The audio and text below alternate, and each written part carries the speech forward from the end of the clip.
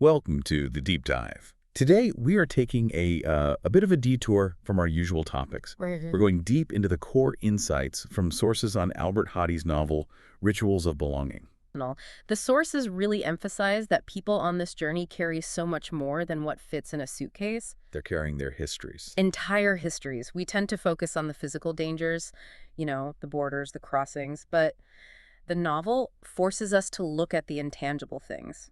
Deep loss, fierce resilience, and that relentless hope you need just to begin again.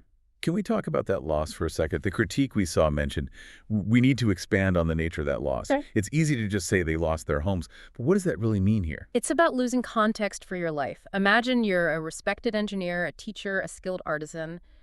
You have status, a defined worth. Then you cross a border and poof, that identity just evaporates. You're reduced to a label: foreigner, asylum seeker.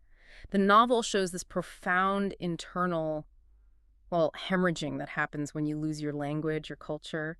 That weight is just devastating. That makes the idea of suspension so much more real. Yeah. The expert notes describe the characters as being caught between these two powerful gravitational forces. Yes, and the novel pulls these hidden emotional realities right into the light. You've got the gravity of the world you lost, the culture, the past, it's all still pulling on you. But at the same time, you're facing the stark uncertainty of this new world, which it might not recognize your worth at all, and this raises a huge question. How do you even navigate that constant state of being anchored nowhere? Exactly, that constant exhausting suspension. So does Heidi offer any kind of, a simple, hopeful solution to this? Or is the novel just describing the pain? I think he's being honest, not sentimental. The analysis suggests he avoids easy answers because for so many people that suspension is the reality. The hope isn't found in some neat resolution. It's found in that resilience you mentioned, in the simple courage it takes to keep going, to keep seeking recognition, even when the world wants you to stay suspended. When you first meet them, they might seem different, sound different, come from places you've never even heard of. But the book gives a very firm directive, doesn't it? It says, look past the labels. It does. The analysis says Hadi is actively trying to dissolve those easy categories. Look past immigrant, foreigner, refugee, and see the foundational human experiences underneath. So is the idea that we should relate to their specific challenges, like a specific war? Or is it more about the fundamental humanity?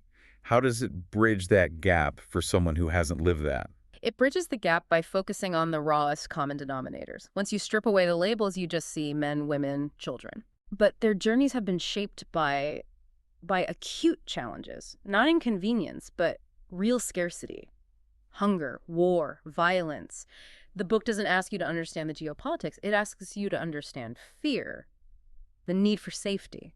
And their power comes from just persisting, Okay. gathering every last ounce of courage they have just to put one foot in front of the other. It's an act of profound daily will. Wow. And this leads directly to the core message of the novel. Hadi makes it so clear their request is, fundamental. They are not asking for charity. No special treatment. Not at all. They're only asking for the dignity of being treated as human, no more, no less. And what's fascinating is how the narrative boils down this huge, complex, global experience into that single, undeniable request. Not enough to just sympathize. Hadi demands that you look inward and ask what you're doing to define that circle of belonging. So what does this all mean? Our deep dive shows that Rituals of Belonging is, it's a deeply honest and necessary book. It really is. It refuses to romanticize the journey or simplify the struggle. I think the ultimate takeaway is that this search for a place to stand, to be seen, it's not just the story of immigrants. It's the deep, shared human story of all of us. Absolutely. And that brings us back to that question of surrender and cost.